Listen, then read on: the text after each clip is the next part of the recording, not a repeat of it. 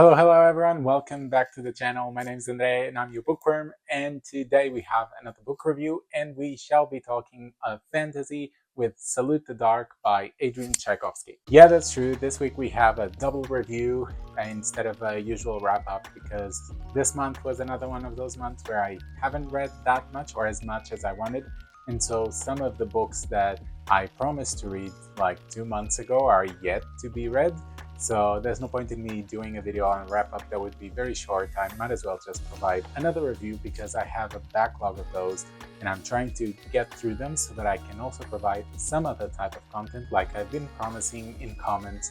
And so don't worry, they'll be coming. It's just, yeah, I just need to get these reviews done first. But so let's talk about Salute the Dark by Adrian Tchaikovsky. Many people will know Adrian Tchaikovsky not because of these books, but because of his sci-fi series, which are very famous, have won several awards as well. But this is actually his debut work, and it's an epic fantasy series. This one that we'll be talking about today is the fourth one of 10, and the series is called Shadows of the Advent. Since we're on the first one, we're almost halfway through the series, so let's hope it's anything good and the series overall has a good score.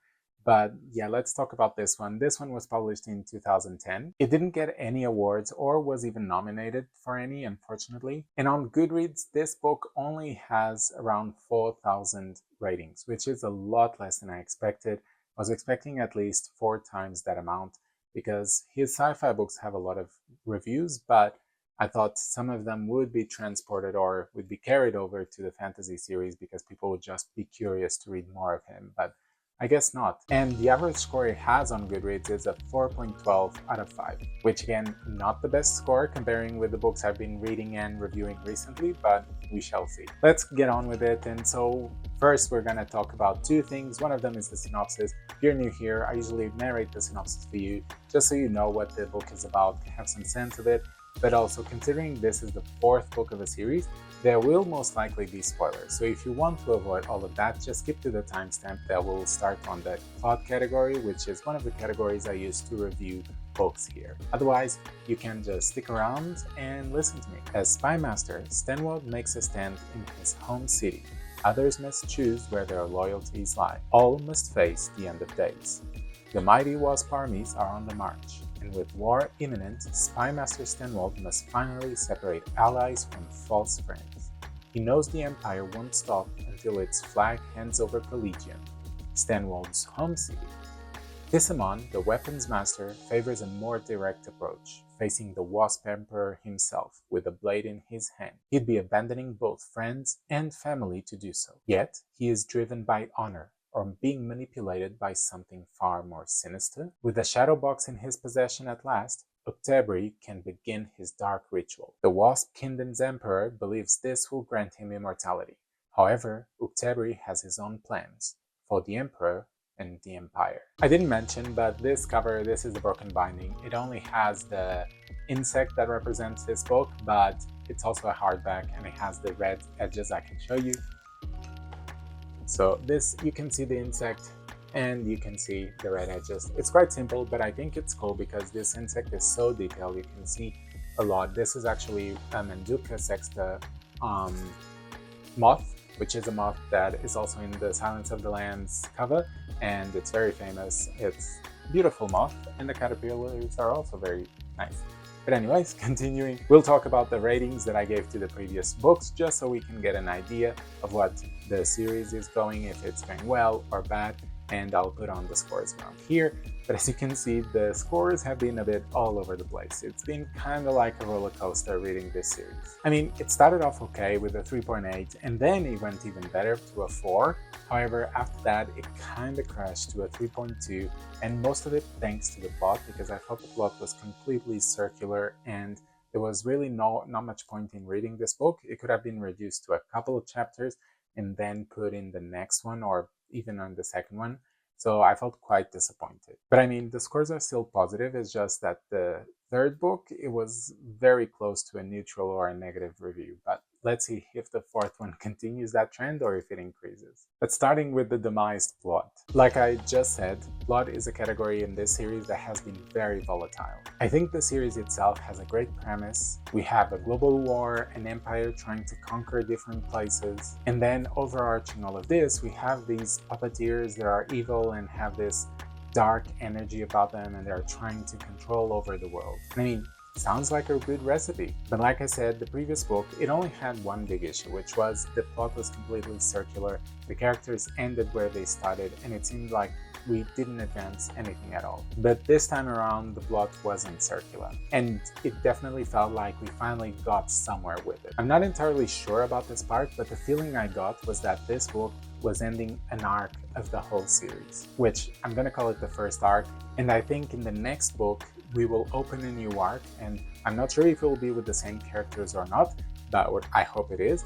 But I also hope that this will lead to the author being able to create a more coherent plot, a plot that goes over the next 6 books and is able to create a very epic in scale, an epic in feeling plot. But yeah, so overall for this book there was a sense of finality to it as this arc was ending. But I mean, throughout the first half of the book, the plot still felt a bit meandering, with the same archetype of the characters starting all together and separating themselves, everyone going in a different direction. But as we pass through the halfway mark and the plot lines start converging, not necessarily the characters, some yes, some no, but as the plot lines start converging into the climax, then things start getting better. With the plot twists and again the finality of this first arc, it makes the reading worth it. So for this category, I'm gonna give it a 4. It's not the best of 4s. I'm gonna say it's kind of like a 4-, but still a 4. And next we have characters. The character work in this book, or in this series overall, has been good. I like the contrast between the young and the older characters because we do not see older characters in epic fantasy that much, and usually not having this main protagonist feeling to them. However, the development of said characters has been a bit contrasting. Some characters, I feel like we have a good deep dive into them, we understand their ambitions, their fears, their goals, etc. A case of this is Stenwald, for example. But then we have perspectives of other characters that are not necessarily at the same level of development. And of course then we have even other characters that haven't shown up much since the first book. Maybe they shown up on the second or only on the third book. But I feel like for the author, we are supposed to care as much for these characters as for the ones that we've been following since book 1, which unfortunately I don't think it happens because, again, I've spent a lot less time, I don't understand them as well, and I feel like they don't have the same level of development as Stenwald or other characters. It's like the author wanted some of the side characters to suddenly gain some more main protagonism, but they got stuck halfway, and so they aren't either side characters, but they're also not protagonists. So they're in between, and that in between may rub people the wrong way. For me, it kind of does a bit, but overall, I think it's still okay for the other characters.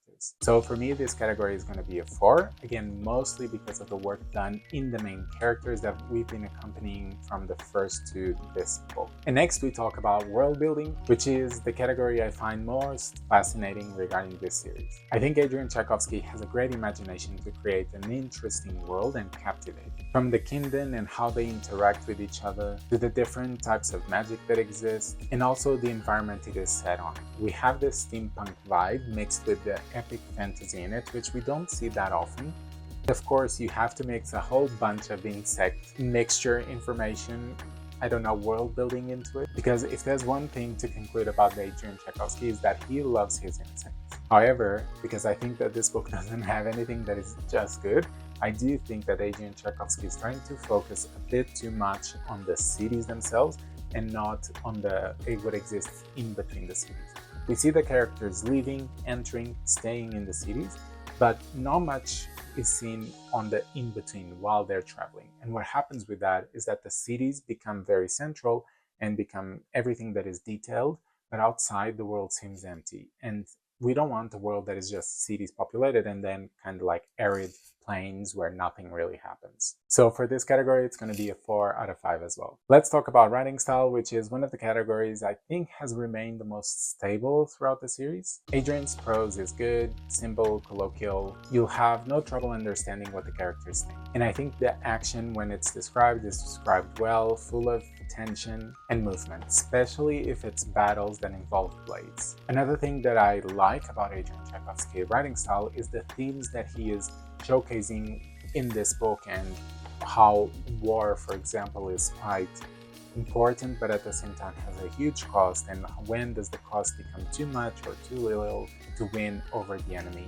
So these type of things are discussed, not very overtly, they're subtle, but I think they're discussed quite well. And another thing is that these themes interact a lot with some of these characters, which is good because we want these categories to interact with each other. That's what makes a good book. So seeing part of this writing style interacting with the characters, I think is a good sign. As for pacing, I think this is where we start facing some issues, because the plot at this point has started to become a bit repetitive in its formula of starting all together, characters together, and then separating. And because of that, the pacing is suffering a bit because it becomes quite predictable. I also think some people might think this book is slow, at least it is at the start, but I also think that once it starts picking up, it's quite fast, and you reach the climax in a good pace, and it's a good ending, let's say. So for this category, I'm going to give a 4 out of 5 as well. And the last category for today is enjoyment. Despite so far all our categories having a 4 out of 5, I don't think my enjoyment was equivalent to that. And that's because most part of the story is quite meandering or repetitive as we progress through the story, because again, same setup as the first 3 books. The last one was quite a disappointment, and I think if you want to produce a 10-book series, you do need to innovate every so often and keep your readers engaged with the new things happening. Otherwise, it'll become stale, and for me, my enjoyment will start to decrease, even if I think the book is good or is a standard good book, let's say. But I mean, that's more for me. Some people do like to always get the same thing, and they know what they're going for, and therefore their enjoyment is driven out of the comfort of seeing the same thing.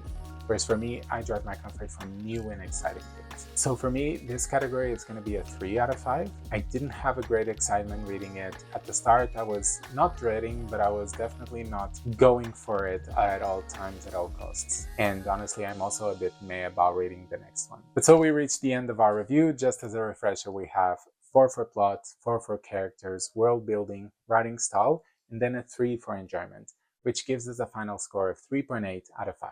So the roller coaster continues. We at least went back up from a 3.2 to a 3.8, so things are improving, which is a good sign, but still they're not really on the great book area. I think the series needs to shaken up a bit to increase in these scores, and maybe that will happen considering that I think we ended a first arc and the next one should open up in the next book. But at the same time, you can see that I'm a bit harsher than the average Goodreads person, so you might think actually I might like this book more than Andre. So there's that to take into account.